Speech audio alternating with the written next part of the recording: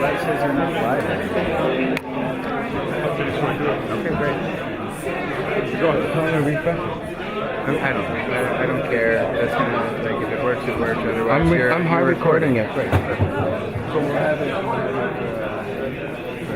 posterity. Go ahead. So, just too much to.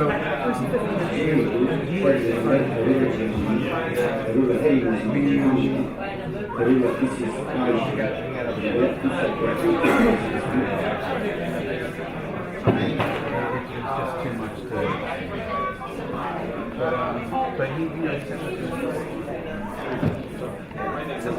Supposedly. Season at Theater 80, and go on to mention the stars that got their starts here and the plays that began here. But tonight we're going to start with a different part of the history of Theater 80 and theater here. This theater, which began as a speakeasy during Prohibition, was built in 1964 into the theater that it is today by two premature anti-fascists, my parents. My mother organized for the Abraham Lincoln Brigade. I'm wearing her 15th International Brigade badge.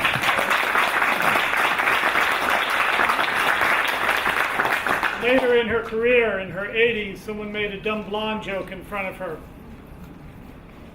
Mom said, "It's a funny thing, the only dumb blonde I've ever met in my life." She said, "We organized a party for the returning Abraham Lincoln Brigade members after the fall of Madrid at Cooper Union. And all the artists and models were there, and one of the models asked, on which side did they fight?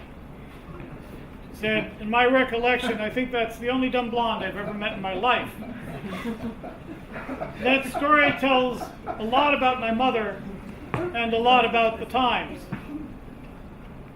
And the few of the many who went and returned. My father, whose books were pulled off library shelves and burnt, built a theater that he used to remind me again and again that theater has, as part of its origins, a role in Greek religion. And that role is as a temple for creativity and to mark the passing of our lives into history and into those things that we weigh our lives and our future on. So in that vein, we have had events for Lynn Stewart when she was imprisoned. We've had events for many of the events of American life and politics that other theaters wouldn't touch.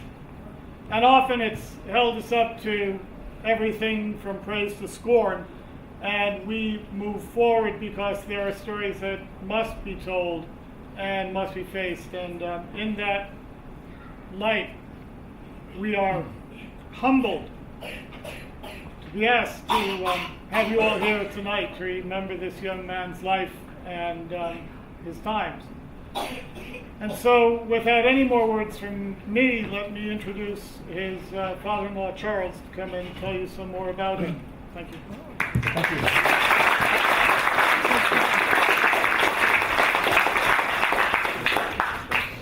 Hi, everybody. Thank you for being with us tonight. We appreciate it.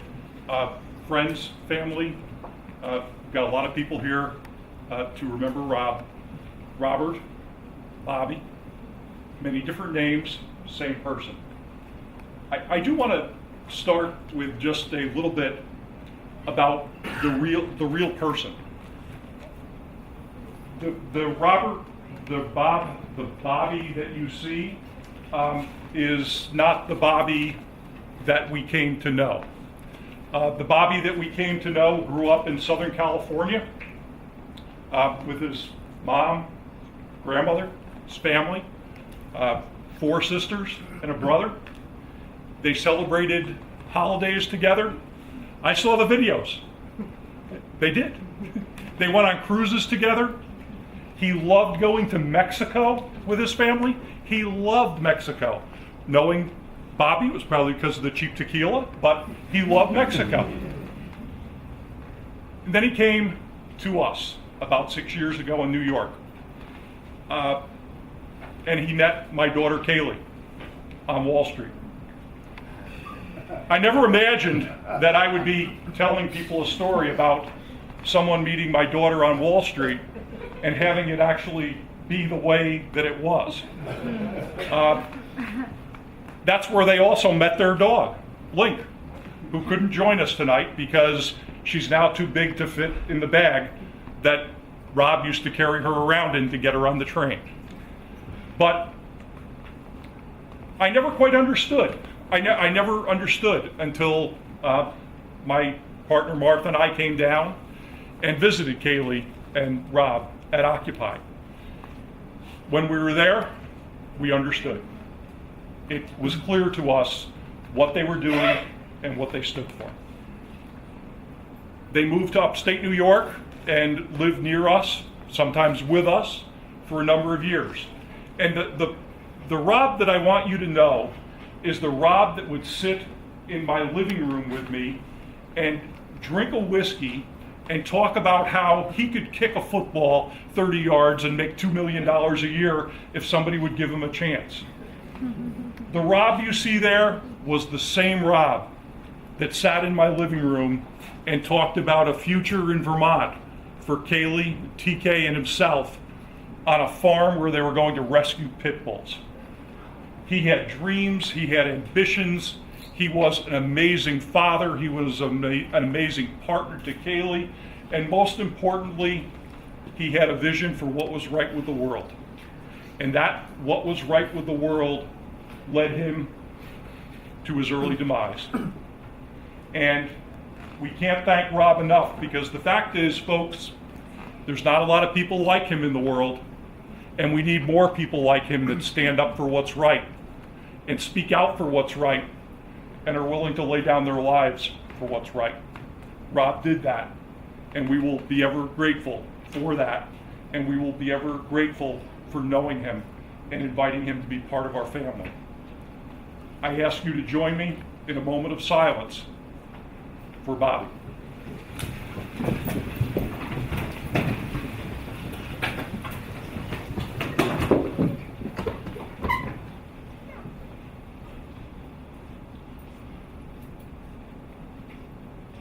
Thank you all.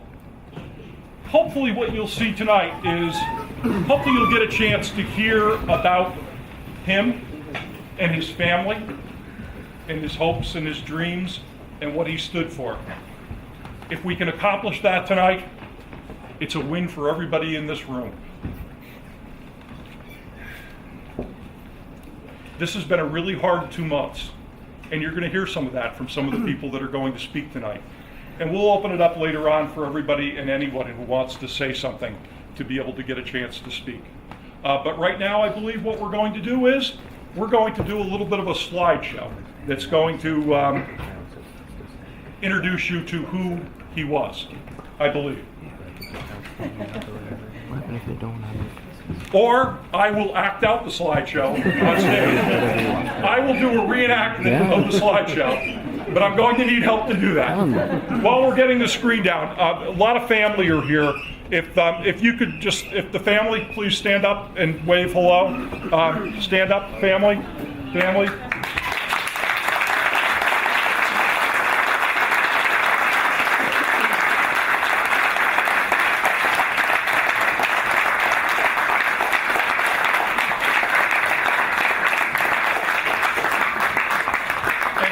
We have a screen, so you don't have to have me do the reenactment of the slideshow. So on with the slideshow. We hope. Or I could just do the farm animals.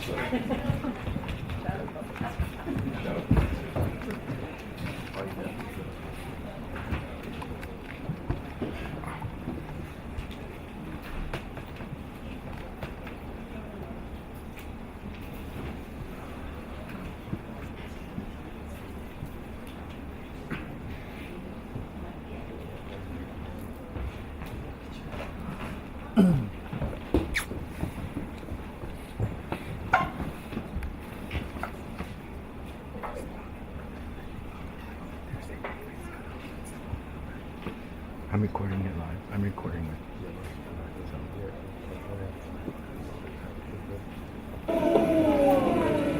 Take it off. Okay, we got all out. Yay! There's Charles back there. Yay! We're wasting cameras.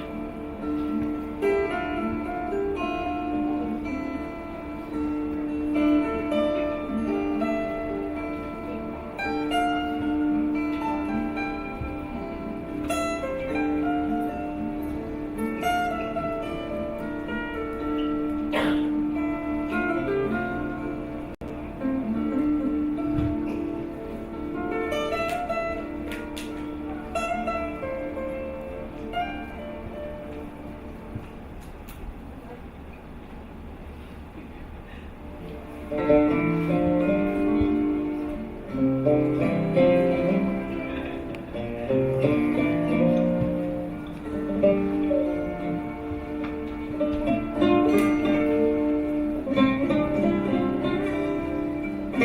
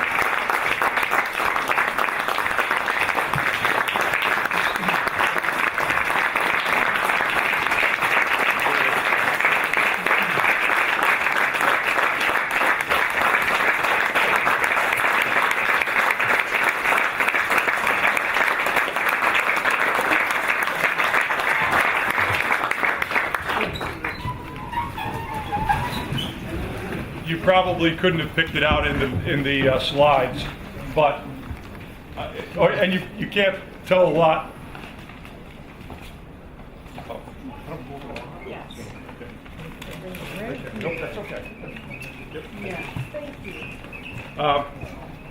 Probably one of the best times I had in my life was with Robert and Kaylee and TK on It's a Small World. As you can imagine, that music, I kept on singing it over and over and over to him, and it was truly an experience.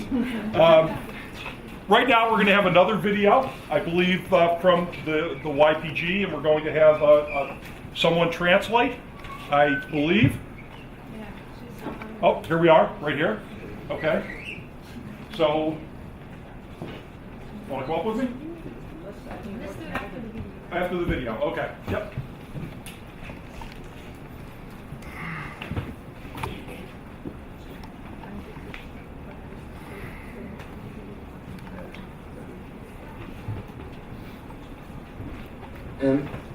بسر ناوی یکی جروج آوا جباکوری سوریا جهی کو شر لهمبر ترور جهانی ترور هری مزند جهانی دا ترور ایسیس داعشی دبه او سرکفتن تب دست خستن بسر ناوی یکی نیم پاراستنا گل YPG و یکی نیم پاراستنا جن YPG تازیم خواه دایکا میهجا دایکا شهیدم هات آنگو شهید روبرت باوینا هر چار خشک و برای ویرا تازی خودشین ایشن کمه به شهادتا ریحوال دم هات آنگو شهید دم هات پارودکن به دایک باو و هر چار خشک و برای ویرا وان ایشانا پارودکن و همان ایشه امشیات کن بگومان ریوال دم هات مروفکی کو ورقص مروف حس آزادی خواست و دموکرات کو به پرسیارتین خواه در حق گلن روش آوا و باکوری سوریا و سوریای دا دید کو لوی داری لامریکا به هزاران کیلومتر جه ویمل دنیای بریارا هاتنا ور جبوی پاراستنا زاروک جن و کسن مدنی لروج آوا باکوری سوریا شر لهمبر ترورا جیهانی کرد ترورا ایسیس آنجی داعش کرد او شهادت او حوال می شهید دم هات بگو من مروفکی خودی ذهنیت خودی ایمان خودی باوریه کی که خدمت مروواتی دا بود که حتی نیکار بود بریاره که بگیرنگی بگرتا او قصا بوی هزا ذهنی و باوری بریاره کی ورقصا مزن دا و بری خدا سوریا باکوری سوریا و روش آواج خوی کشر لهم بر ترورا جهانی داعش کرد اب کسایتن بوی رنگی جبوی مروواهی جی جبوی جهانی جی پر مهمه که گرکتی که مرو خودی لیدر بکرده و کسایتا شهید دمهات جبوی من دشاری لهم بر داعش دا و بوی رنگی ببر میناک و ببر رونیا سرکفتنن ده پیش رو جدا لهم بر ترور داعشه و ببر میناک هری مزن جمعه و تجاری او وک ونداهینا حتی داوی وک روناهی ریامه دشاری لهم بر ترور دا و ریامه رونی بکر لهم بر همون رنگین ظلمه لهم بر همون رنگین تعداری لهم بر همون رنگین انکاری و شهادت ریحوال دمهات و نزگاتی ویا مروف حز یا دموکراسی و آزادی حز و اجمالا ببه مثال و مینا بسربی اساسی مزنبون و جیانگرن وینا و الى الابد بدنا ومدا و قد بداوینا به و هرتم جبوی پیک آنینا خیال و هیفین وینا ام وگو حوال ریحوال شهید دمهات امی وی ارکی حتی دلو پیک خوین دجان مدهیه امی بدومینن جبوی ویجی لسروی اساسی جی ایروش هبونا داعش دباکوری سوریا و روش آوادا ببرپرسیارتیا ریحوال دمهات اکو مسافه کی ورقص بریج در باز کر مثال گرتن جخورا امی لهمبر وی ترورهان شر بکن و سرکفتنی مسوگر بکن بگومان داعش نتنه ایروش دباکوری سوریا آنجی روش آوا بتنه دایر داعش ایرو دی جهان بگشتی داهی ذهنیت اکی پاشورون ذهنیت اکی جخوینه حزد که ذهنیت اکی که جواکی قبول ناکر بتنه ایگو این خواه بتنه غریزه این خواه اساس بگیرن لهمبر وینا امی حتی داوی بسکرن و لجهان بگشتیش گرکت که هر کس لهمبر بسکرن بگومان کسایت ریحوال دمهات جه امریکا جگر امریکا مدل آنجی کسایت کی که مثاله جه همو جهانی را او کسی که انترناسیونال کسی که برپرسیارتی خود بر جهان داد بینه کسی که تمثیل چند اخلاق جواک و جهاتی دکه شبوی ویجی ایروش روش آوا باجار آنجی ولاد آنجی آخا کسی وک ریحوال و شهید دم هاتن هر کسی که بوی احساسی یعنی بوی حسی بوی عاطفه آنجی دویگیه جیان دیکه بوی فکری جیان دیکه روش آوا و باکوری سوریه ده همان دمه دا ولات ویه جی و بخیالن کسایتن که دشوپا شهید دم هات دا دمشن و روش آوا بمزین کرن و به پیش خستن و مثال بونا و ناج جهان را به خیال و یوتوپیای شهید دم هات و بین آوا کرن سروی اساسی امجار دی سوزا خوایا به شهید دم هات را نودی کن و امی وک هزا یکینه این پارستنا گل یپگه و هزین یکینه این پارستنا جن یپجه امی دشوپا ریحوال شهید دم هات حتانی که ام سرکفتنی به دست خم امی بمشن و سلاف و ریزن خواه جدایی باف مالباتا شهید دم هات را گلی امریکا را ام دشینن و امی دشوپا ریحوال و شهید دم هات امی حتانی دلوپا خونه خواه داوی بمشن سرکفتنی شوهر خواه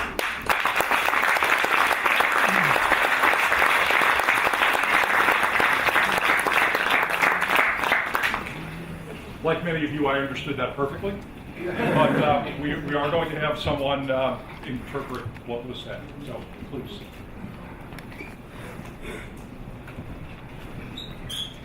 Greetings from Rojava, from the north of Syria, where we are fighting against global terror, against ISIS, and are nearing the point of victory. We, on behalf of the People's Protection Units, the YPG, and Women's Protection Units, YPJ, convey our deepest condolences to the mother of the martyr Robert Grodt, Comrade Demhart, and to his family. We share the pain of the martyr Demhart's family and the loss of our comrade. There can be no doubt that Comrade Demhart was a person who deeply believed in freedom, democracy, and the values of humanity. This is why he traveled thousands of miles from America to Rojava, the north of Syria, to defend women and children and a civilized life for all people, fighting against global terrorism in the form of ISIS. No doubt, Demhart, our friend and comrade, held beliefs and morals that were in the service of all humanity, and it was in defense of the pure values that he made the brave decision to come here to fight against global terrorism in the form of ISIS. Such people, such personalities are the most important for the future of our world. It is crucial that we remember and honor them. They are an example for us, a light on our path to victory against ISIS. They illuminate our way forward in our struggle against every manner of terror, oppression, and tyranny. The path that Comrade Demhart walked is an example to us all as we fight for democracy, freedom, and the values of humanity. The greatness of the life he lived will live on forever among us, and we will never forget him. As long as we remember his hopes and dreams, they will never die. We will carry on the fight for his values until the last drop of our blood.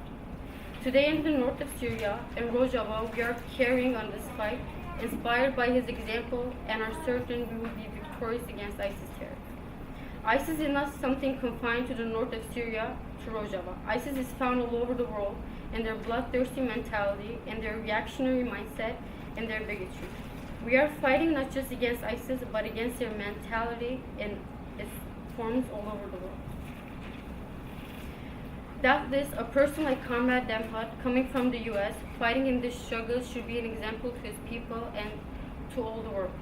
He was a dedicated internationalist who understood his duty in this global struggle. Coming from the US, fighting in this struggle, he was a reflection of the people who held such values in his own country.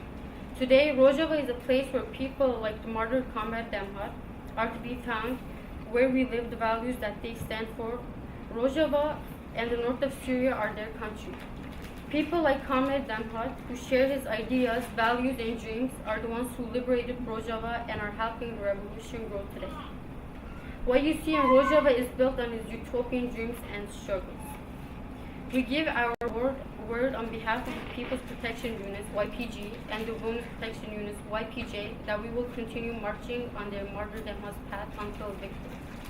We send our warmest greetings, our deepest respect, and our most heartfelt condolences to the Comrade Demhart's parents, his family, his comrades, and his people. We will continue to struggle, inspired by the martyr Comrade Demhart until the end. Sheikh Naam.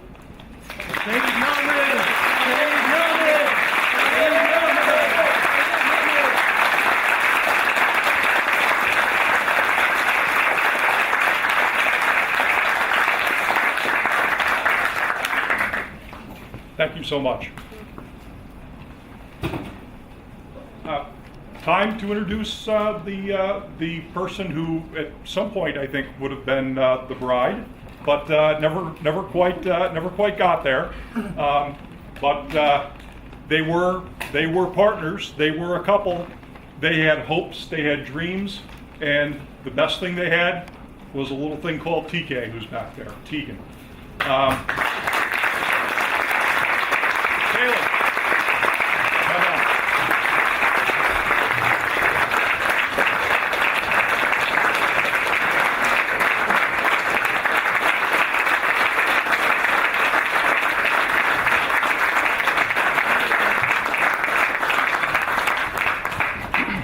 This is Bobby's partner, Kaylee, my daughter, and she has a few words for you tonight. Firstly, I want to thank all of you for coming here tonight. It means more than I can ever express. I'm definitely at some point during this speech going to get emotional, so I apologize in advance. And before I get started, I want to let everyone know, right as you leave the door, there's a notebook that you can sign for Tegan on her birthday. She's turning 5 years old at the end of this month. And And it would mean a lot to me if her family here, all of you, would sign it. I'm getting emotional too early. Too early. But I digress. Let me let me start. I'll try and read this destroyed paper that I wrote on. I met Rob in September of 2011 during the Occupy Wall Street movement, where I showed up out of pure curiosity, and he had already been planning to be there for months. We met in a very extraordinary way, and we fell in love at first sight. Though, that being said, he saw me first, and because I was pepper sprayed, I didn't see him until later.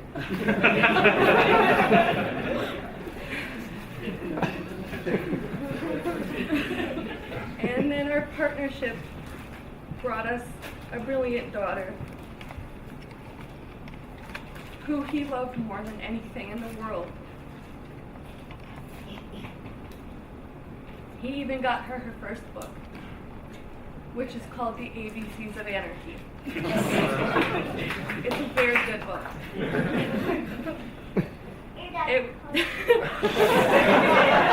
It was fitting. Our family was wonderful, and he loved to read her bedtime stories, and he was a pro at playing train tracks with her. I would come home from work, ready to make dinner, and find him and Tegan finishing off a bag of salt and vinegar chips. They both always had room for dinner, though. Surprisingly enough. Several months ago, he made the trip from New York to California, to Qatar, and then to Rojava.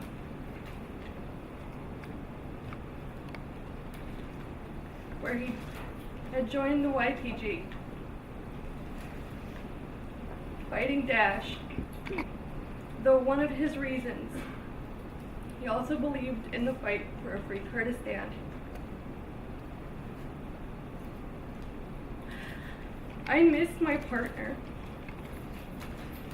but he's left behind a legacy, and no one will forget his name. Robert Grodt, Shahid Demhat, a hero.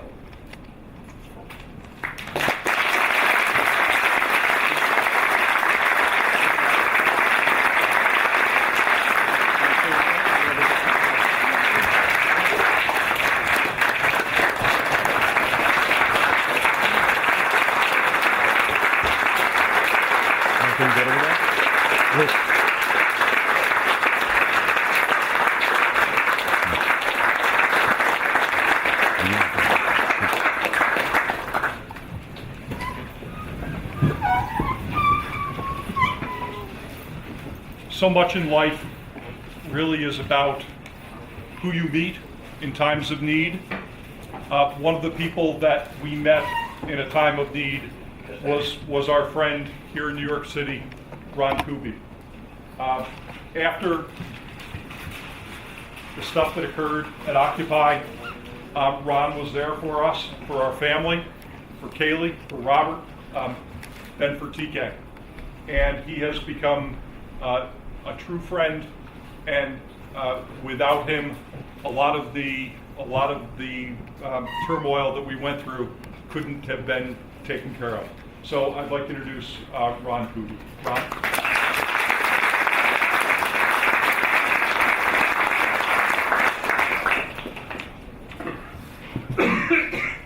Wow. It's very difficult.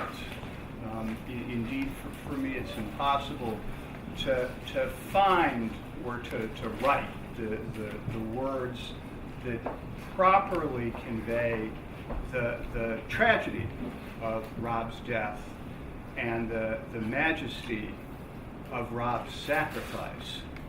I spent a lot of time trying to do that, and I realized that I couldn't, so I I did, I think, what many speakers do when they realize their own words are just not sufficient.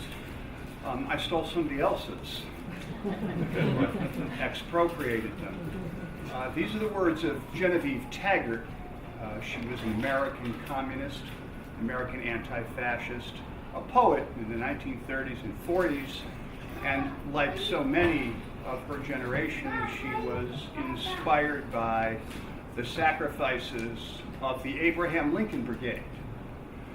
For those of you, some of you know the story, and some of you, I'm sure, know pieces of it, but the Abraham Lincoln Brigade were volunteers of Americans who traveled to Spain to fight on the side of the Republic in the Spanish Civil War in 1937 and 1938, and to fight against the fascists. Like Rob, all of the veterans of the Abraham Lincoln Brigade were anti-fascists.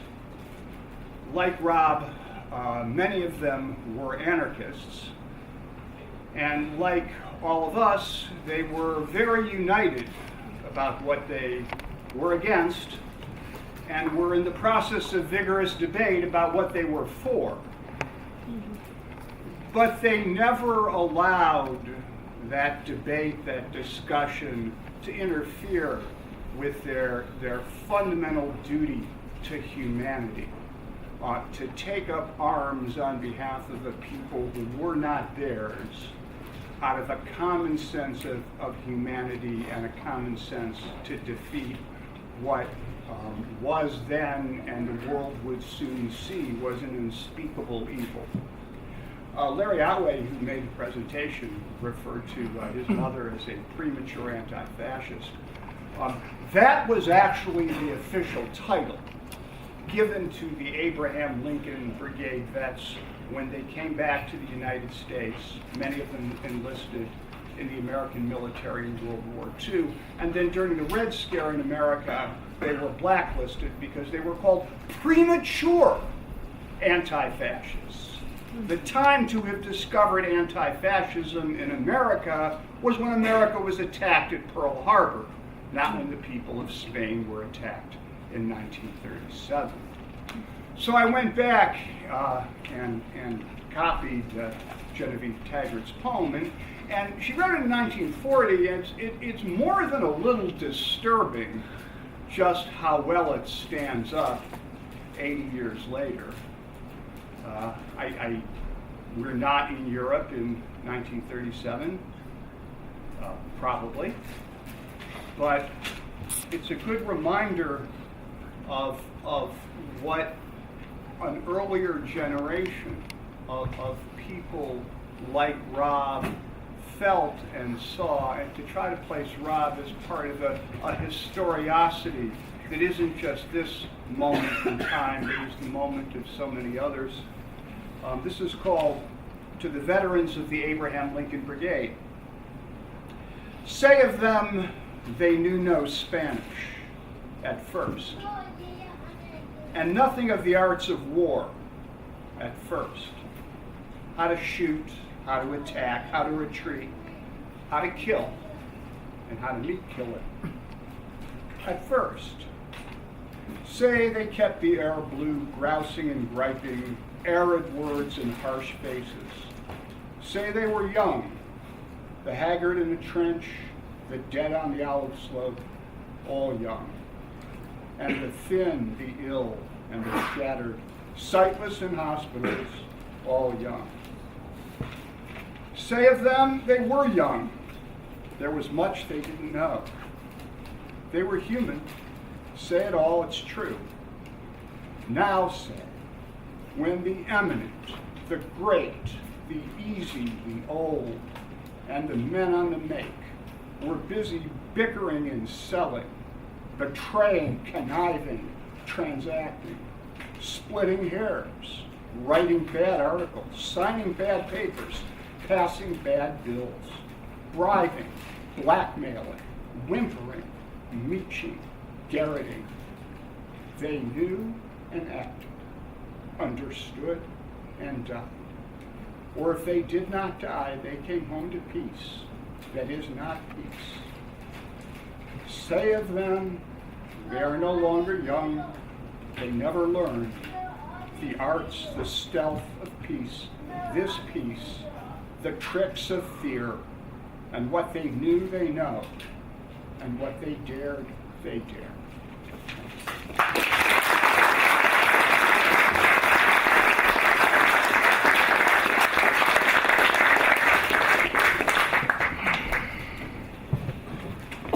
Thank you, Ron. Now I'd like to introduce Sidar from the American Kurdish Association. Welcome. Thank you for being with us.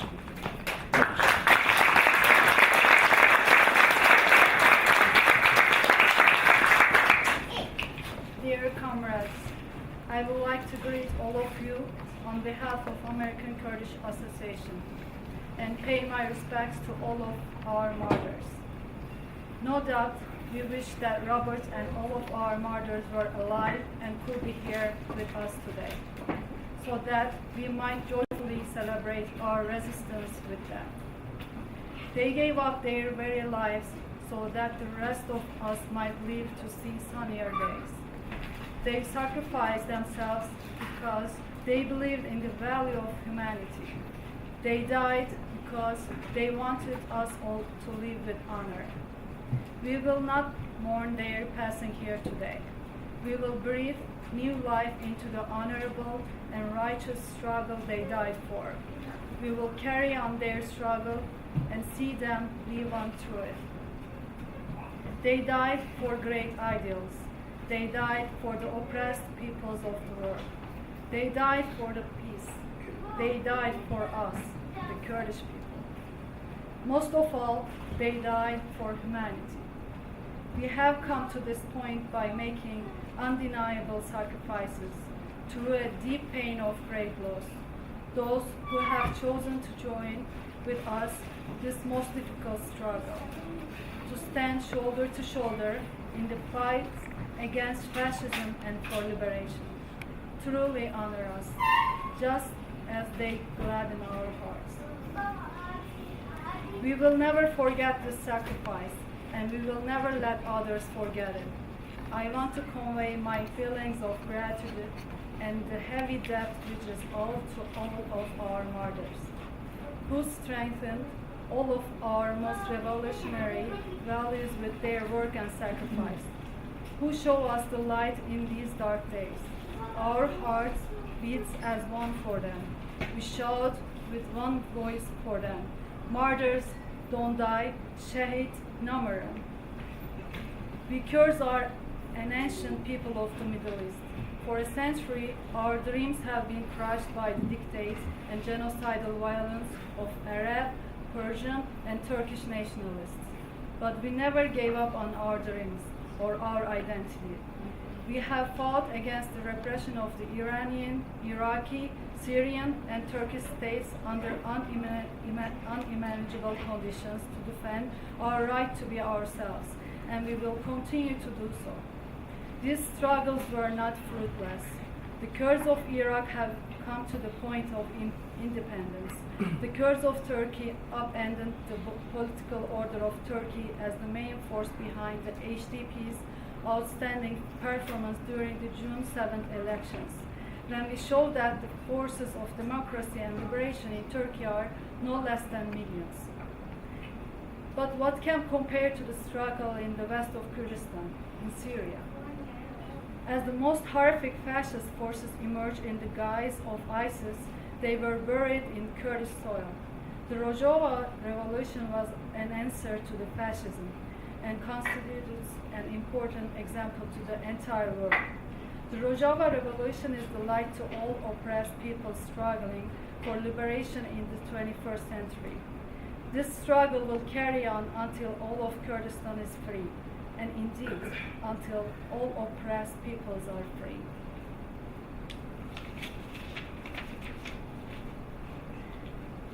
To Robert and his family, I say, we will not let the guns of any of our martyrs rest on the ground.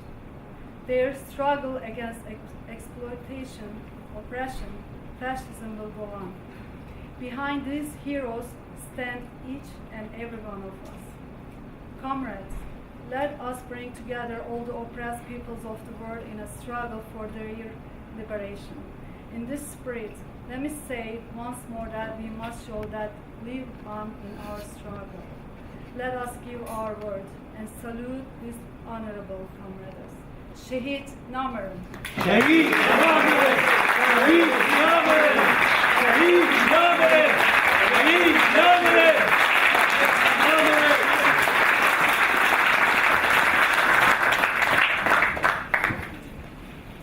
Thank you, Sudar. I believe we're now going to have a couple videos? Yes. Yes. And the screen will be coming down in a minute. And while the screen's coming down, I will kill a moment. I used to be a teacher years ago. I taught social studies, world geography. I remember talking to students in high school about the birthplace of civilization between the Tigris and Euphrates rivers. I'm now going to be asking for your forgiveness, because one of the things I didn't talk about was I didn't talk about the Kurdish people. You know why? Because I didn't know. It wasn't taught in our schools. It wasn't taught in our universities. We learn about it from reading. We learn about it from talking to you. We learn about it by being together. And it's important that we continue to be together so that generations in the future know about the struggles of the Kurdish people, and that teachers, unlike me, are able to tell their students about the birthplace of civilization and who the people are that live there. So I thank you.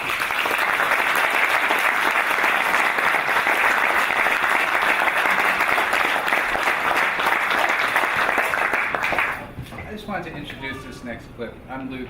I more or less organized this whole thing, so everything that's gone wrong, you can blame me, and everything that's gone right, you can thank everyone else. I wasn't intending to speak, but then Martha sent me this clip that I'd actually been looking for years, which is some of our first positive press coverage we got during Occupy Wall Street, and Rob's featured pretty prominently in it, and it just takes me back to those days.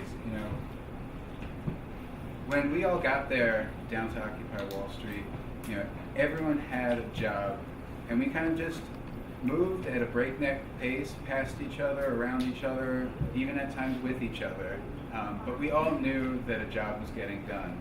And so, Rob was there as a medic, and we knew that, if we needed anything, we could go to him. And, by what he did, it's like, so that feeling of trust really comes through in this for me, because one of the things we focused on then was, how we're going to speak to the media, and this just shows how we were all able to trust each other, because he nailed it. So we'll just play the clip now.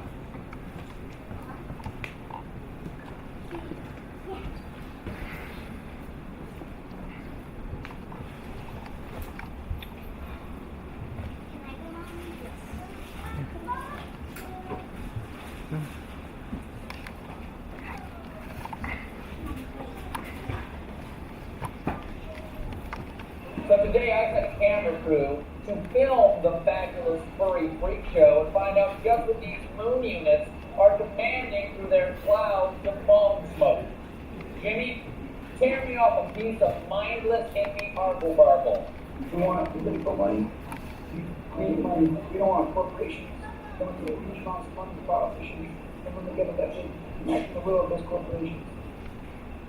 No, Jimmy, crazy stuff, drug-addled college dwellers who don't know politics and the Jews. In order for the people here in the United States to have an adequate voice, we need to make sure that it's not being drowned out by the fact that we don't necessarily have millions of dollars to contribute to it. Well, that's the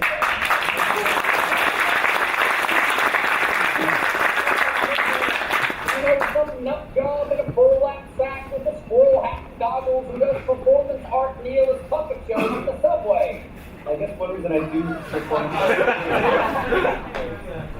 the subway, because they don't really have any hope at all for the future of the world.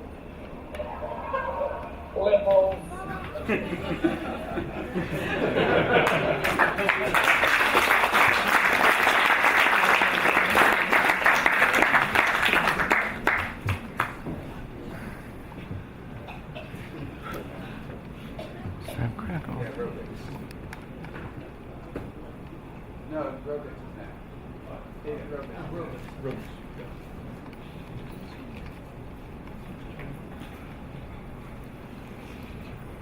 Dave Robix is Yeah, next. there we go. Yes. Luca, you know, okay, yeah.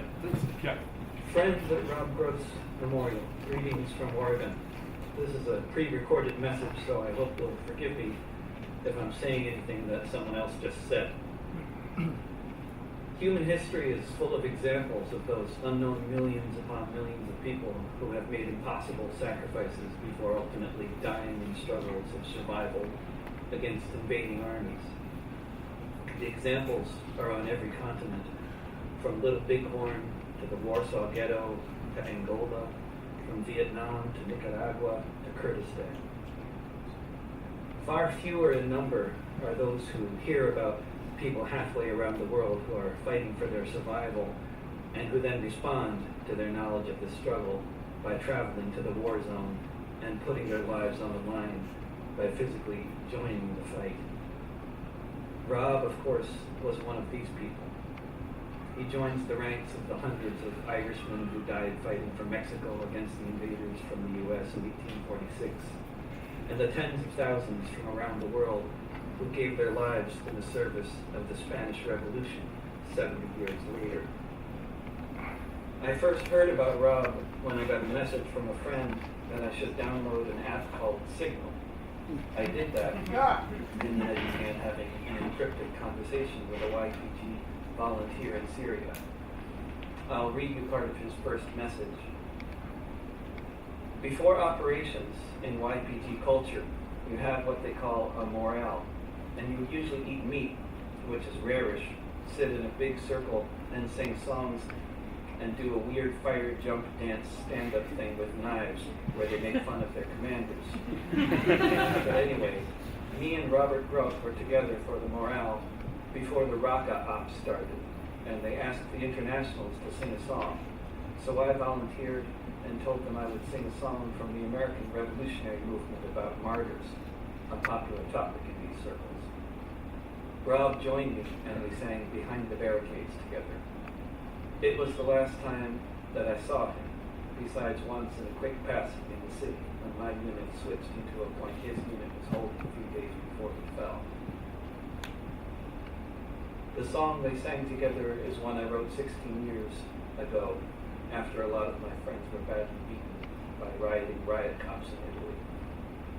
When the world has gone crazy, and it's all becoming clear, when they're gunning down our comrades, and it seems the end is near, as they're loading up the launchers for the tear gas grenades, we can take off our bandanas and kiss behind the barricades. When it's madness all around, and you can see this at a glance, we will sing and we will cry, we will laugh and we will dance, as they shout their marching orders beneath the helicopter blades. We shall seize the moment for a kiss behind the barricades.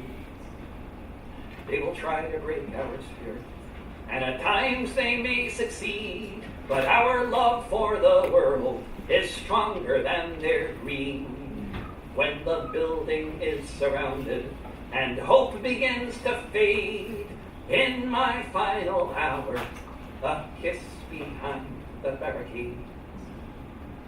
As the movement grows, there will be hills and bends, but at the center of the struggle are your lovers and your friends.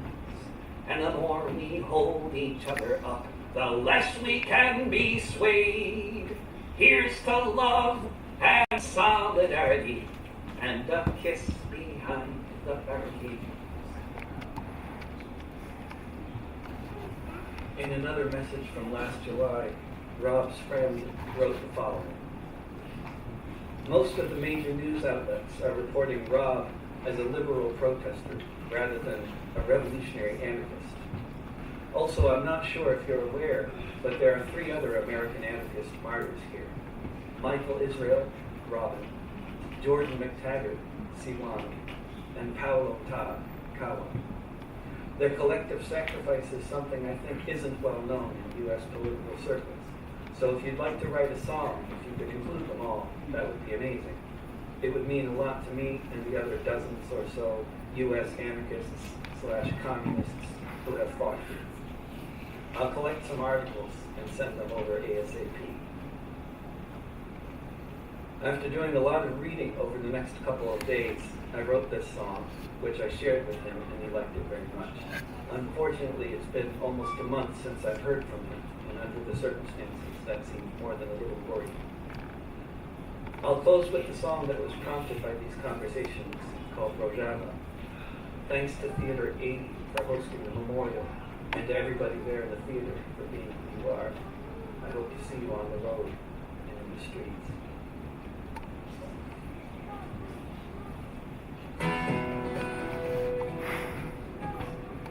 Listen to me, friends, from New York to California.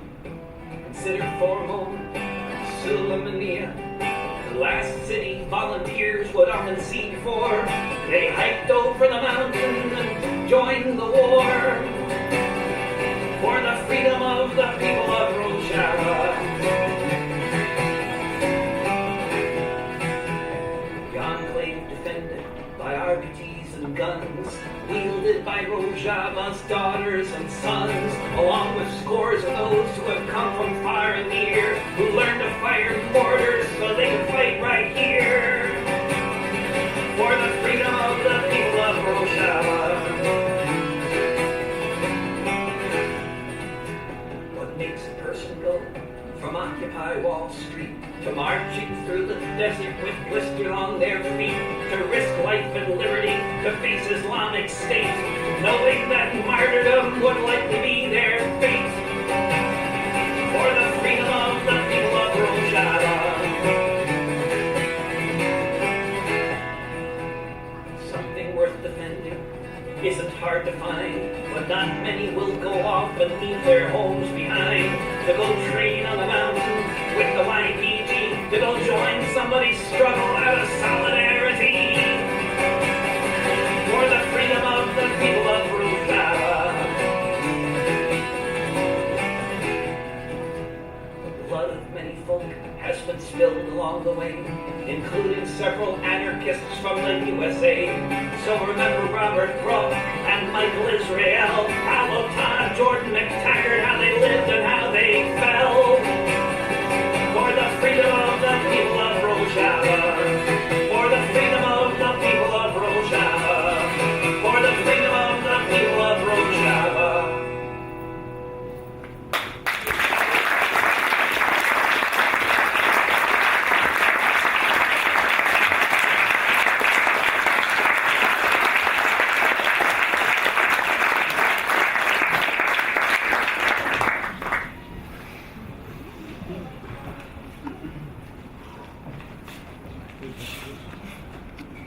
This is one of those moments where we're going to blame Luca because actually we have another person who's going to speak right now, and I feel terrible. I don't have Chris's last name or affiliation. Chris?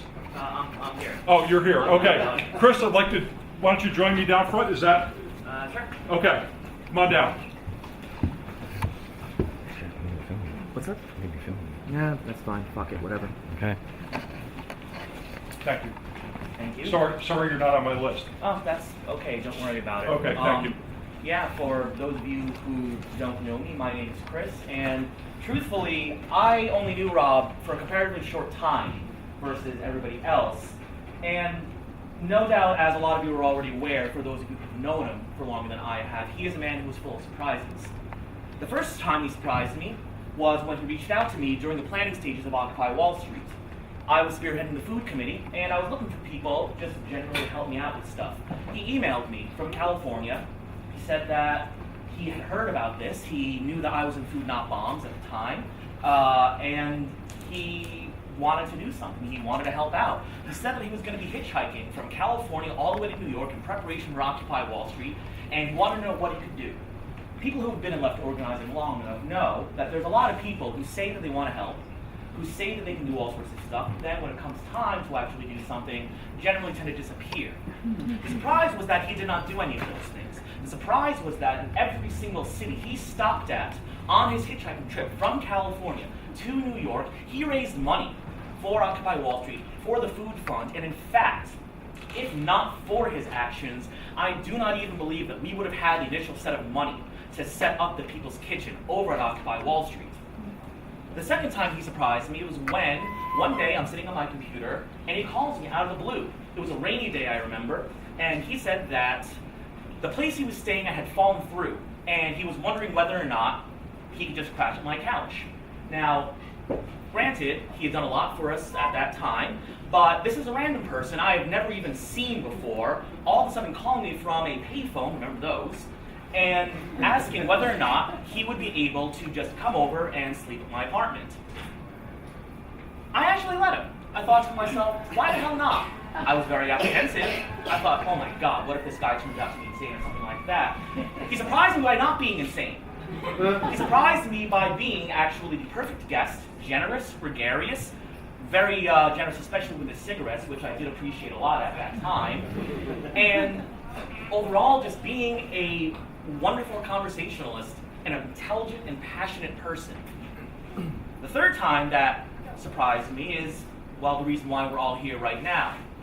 Although when I really think about it, given what we know about him from people who've spoken already, from what I know about him, the fact that he is somebody who doing the right thing was such an important part of his life and who he was, that he was the kind of person who was no longer content to just talk about things, but to actually do stuff, that he is the kind of person who has a keen sense of justice and compassion.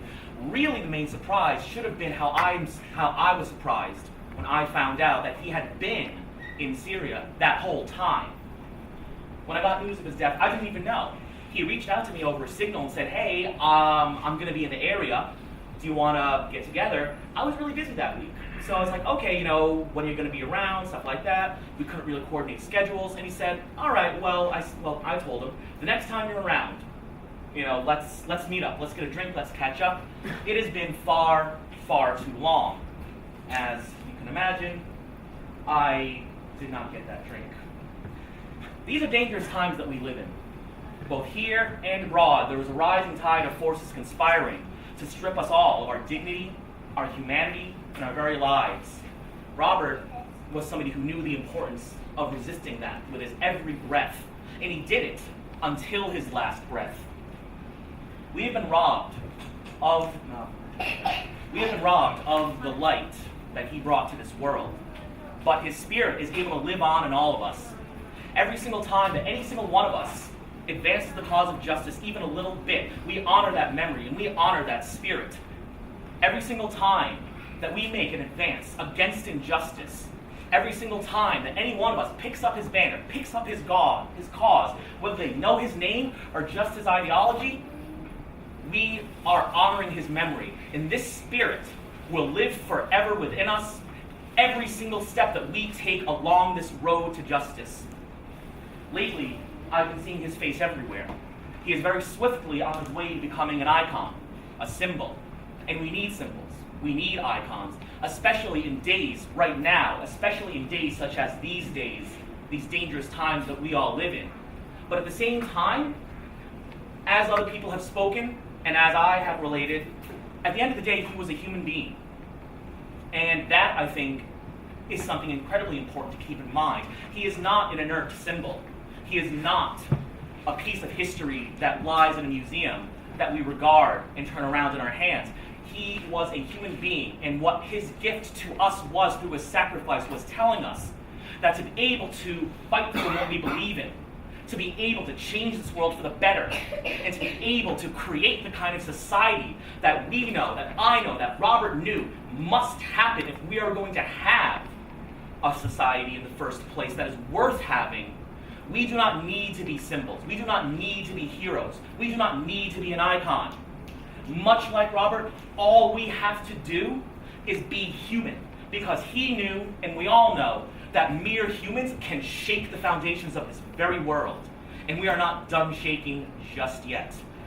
The last thing that I would kind of say is, on the train ride over here, I kept on thinking about a quote from Kierkegaard, in a sense where, says that the tyrant dies and his reign has ended. The martyr dies, his reign has just begun. Robert is now a martyr. And he is one of many in a world where there are just far, far too many of these martyrs. But at the same time,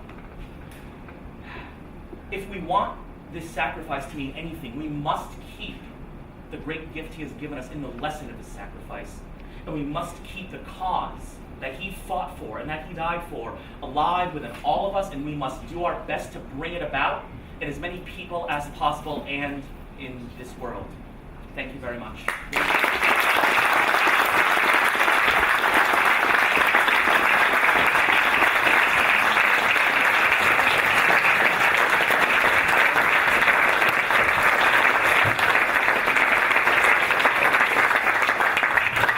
And good night. Great, Chris. Thank you. That was, and you would happen to, there's probably not a lot of people who have favorite philosophers, but Kierkegaard happens to be my favorite philosopher. So whenever you call out Kierkegaard, we are truly on the same wavelength. So nice job on that. Kierkegaard, he follows me around. It's kind of weird. In Dave's song, he talked about from New York to LA, and we talked about all of the good things about Robert. There's a reason for that. It's because of a strong family. It's because of his upbringing. I'm going to introduce his mom, Tammy Grodt, to say a few words. Tammy?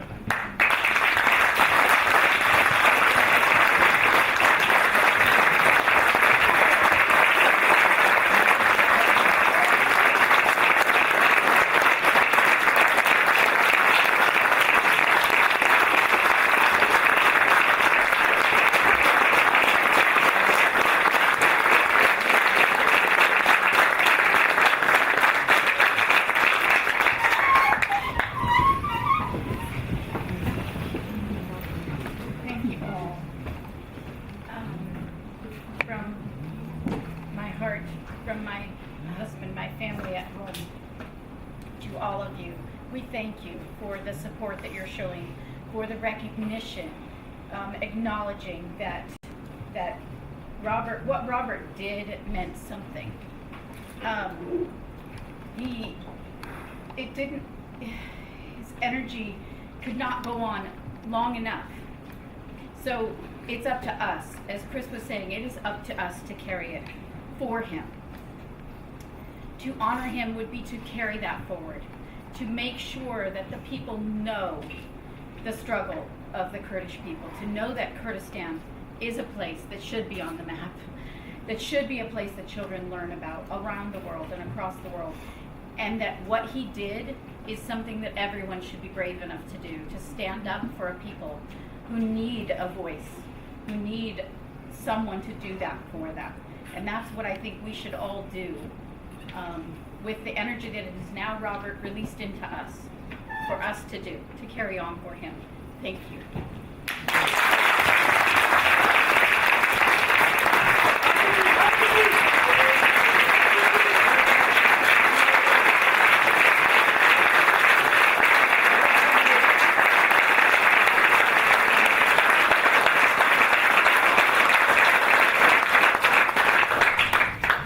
Just also want you to know the other person traveling a few thousand miles to be here is Rob's grandmother, Regina.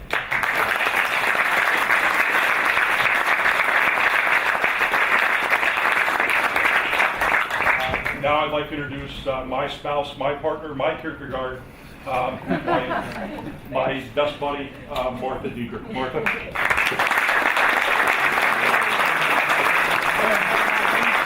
And I should say,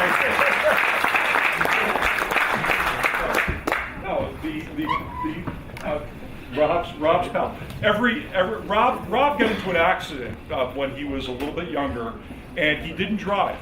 And just about every day, Martha would pick him up at work and drive him back and forth, and they would have all kinds of conversations in the car about all kinds of things. Rob loved to talk. So, Martha. Rob loved to talk. Unlike my husband, I'm not comfortable going off script. I did it in California, and I made poor choices. So I'm sticking to what I wrote on my phone here. No, I can actually read it. It's really big print. Luca, thank you wherever you are so much for putting this all together. I know it was over and above the call of duty for you. You kind of fell in your lap, and we appreciate it endlessly. Thanks also to the American Kurdish Association for hosting this, because this is our last moment of closure for Rob, and we're so grateful for you to host it. And for all of you that came here by bus, all of you that are watching on live stream right now from all over the world, people in England, people in Syria, we're so grateful for your support. The Kurdish community, the global community. I want to thank Theater 80 too for going out of your way to give us this wonderful space to use to honor Rob tonight. And of course Dave Rovics for his very insightful music and lyrics about Rob. I listened to countless Dave Rovics songs in my car with Rob on the way to and from work, so I felt like I knew David very well by the time he performed tonight. Again, what my daughter Kaylee said, please make sure before you leave here tonight too to write in the books to be out for Tegan for her birthday. This is going to be a challenging birthday for her, and it would be nice to have messages from you. Just a few things that I wanted to say about Rob from the past 6 years. Some of you are here tonight because you knew Rob from his pre-Occupy days. As you know, he was called Bobby. I never knew him as Bobby. I still have a hard time hearing it. As his parents have the hard time hearing Rob. Quick to laugh, smart, so smart, with a desire to shape the world, no matter where it led him. You might be here because you met Rob or heard about his time at Occupy Wall Street, where he volunteered, not just as a medic, but as a journalist, and where he met, of course, Kaylee in the most epic of ways, and helped to propel the movement into the forefront of discussion throughout the world. You may be here because you, like me, knew Rob, the hardworking father, who put his wandering days on hold to raise his daughter Kaylee in Albany, New York. I first met Rob 6 years ago this month, just a week after our friend Ron Kuby claimed the Occupy incident to be, and I quote, the spray heard round the world. I love that line. Rob showed up in my kitchen with Kaylee and 3 other very hungry occupiers. After personally eating 8 chicken fajitas and 1 failed attempt to call me Mama Deeds, we quickly discovered not just that he was with us to stay, but that we would clearly need a bigger fridge and a lot more groceries. He spent his first of 6 Christmases with us that year, and by January, he told me with such sincerity how much he loved our daughter. He said made it a little further this time and would spend his life trying to make her happy. A couple of months later, he told me about the new baby, how he promised to be the best father ever.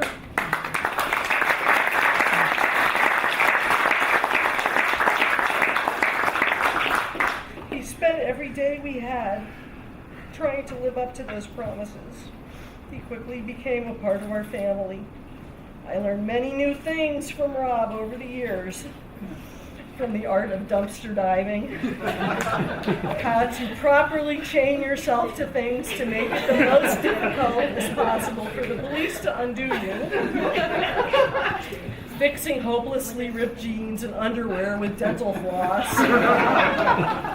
He took Thrifty to new heights.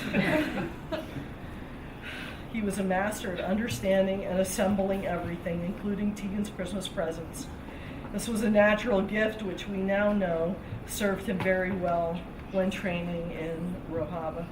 He rose quickly within the ranks of his job, yet always during the time he was with us, he had the desire to do more, to influence more. You may be here because you knew Haval Demhad Goldman, the YPG fighter, defender with the Kurdish forces, the man who wanted to shape the outcome of not just Rojava, but by eradicating Daesh and helping to rebuild from the rubble, but to make the world a safer place for his daughter and all children of the world. Perhaps you're here because you want to celebrate the life of Shahid Demhad, Robert Grodt, the man who is lost to this world because of his desire to change it, but will live on in countless ways and countless lives, including his daughter's. Perhaps a martyr in his death, but a hero in life. We'll miss him every day, but are so grateful for the time we had with him because of the sacrifices made by the best and brightest: Rob, Nick Warden, Luke Rutter, David Taylor, Michael Israel, Levi Shirley, Jordan McTaggart, many other international fighters, along with the thousands of unnamed Kurdish men and women. We're all more aware of the world, and our global community is even closer than before. Please keep all those presently in harm's way in your thoughts. Rob came into our lives in a most unexpected way, and that's the way he left it. But he gave us a legacy to uphold and a fire to kindle. Thank you all.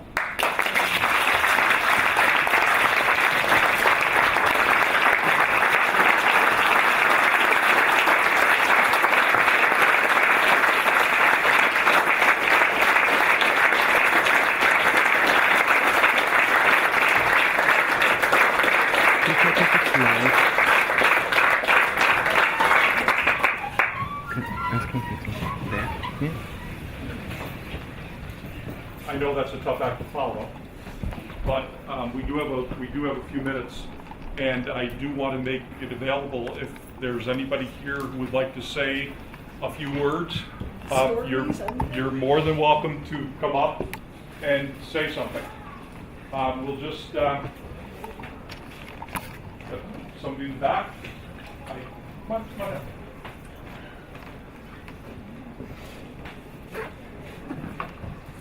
Would anybody like to say a few words? Over here, okay. I met Robert. And Robert stood out to me because despite all these things that I'd seen, I could never be upset around Robert. He was always ready with a witty remark or a joke, and he just had this laugh that I've heard described truthfully as contagious. I mean, whenever you heard him laugh, you couldn't help yourself. It sounded so genuine. And I mean, gosh, what else can I say? He was there fighting not just for a better world for his daughter, not just for the Kurds or the people of Syria, but he was there fighting for humanity because he was a helper. He saw things and he had to help. He did that with his daughter, he did that with Occupy Wall Street, and sadly he did that with the YPG and ended up making the ultimate sacrifice for all of us. So I want to thank everyone for coming out and being here and showing support for Shahid Demhad.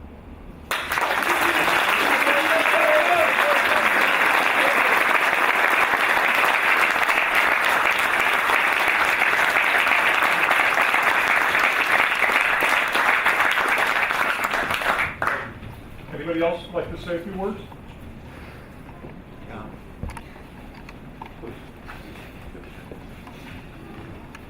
Hey guys, I met Bobby at Zuccotti, and he was the go-to person for the most rad actions. If you wanted like jumping barricades, if you wanted to really be like in the front, Bobby.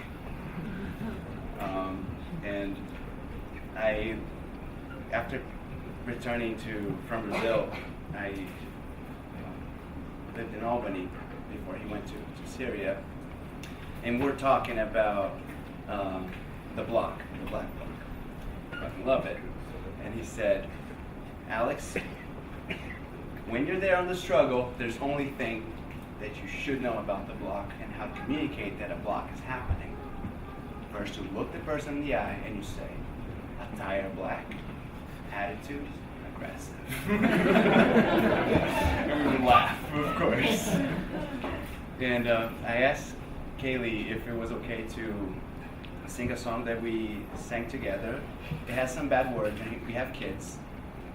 So if it's okay, can I bleep the parts? Put me on the spot here. It's okay. Go ahead. Okay. It's from Mischief Ruth. It's one of his favorites. Thanks.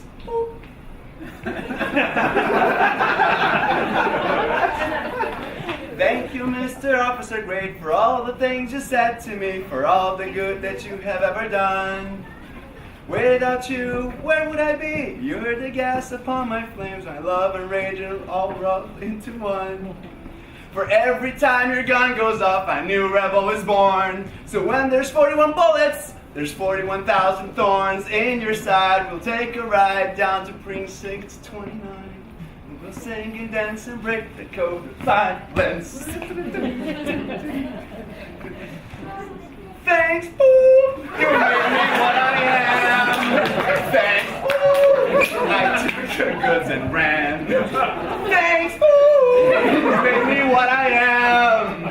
Thanks, boo! You took the goods and ran. Thank you, Governor. Thank you, Governor, to the mayor and the commissioner. Your monster is alive now. She's taken to the streets, crashing through your opera house and tearing out the seats. For all the time to sign your name, someone out there dies. Found a wallet, not a gun. A mother wipes a tear from her eyes. We despise your hollow truths and honest lies. Now you can sing the monster into slumber. Thanks, whoo, you made me what I am. Thanks, thanks, Nana, you made me what I am. Thanks, Nana, I took the goods and ran. I took the goods and ran. I took the goods and ran. Homeland Security versus civil liberty. I'm studying the shadows of our state. I sing the bones they try to hide, cutthroat to the other side. The flood of U.S. bathwater displaced. The funeral march of all the victims of your power wars.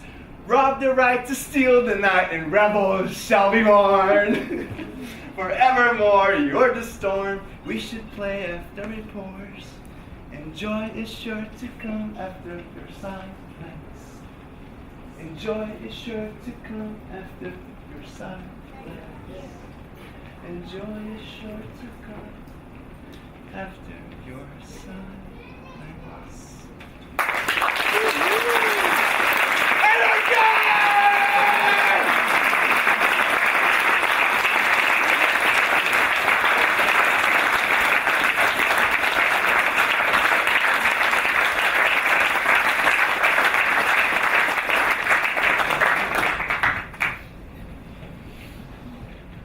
Talk about tough acts to follow.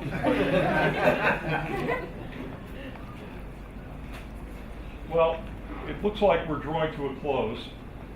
So I just want to make sure that there's nobody else that wants to say anything.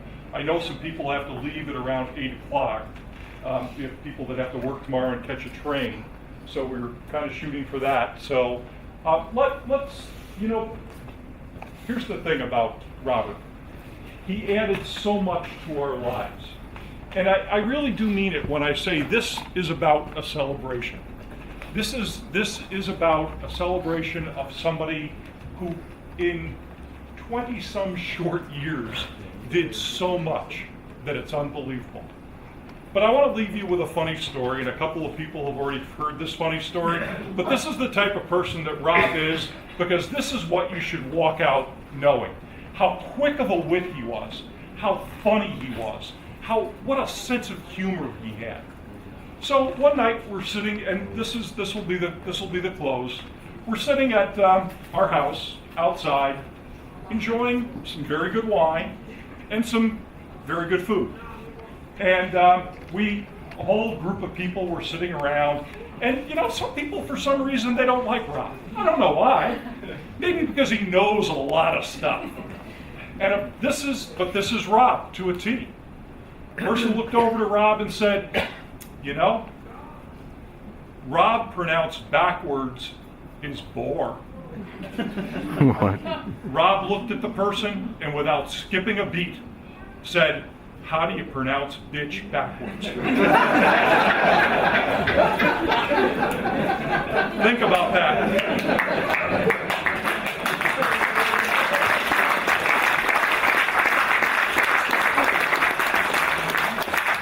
Thank you all for coming out tonight. Thank you for joining us in this celebration of this wonderful life. Thank you to everyone, and especially the Kurdish people who have been so kind to my family. Thank you.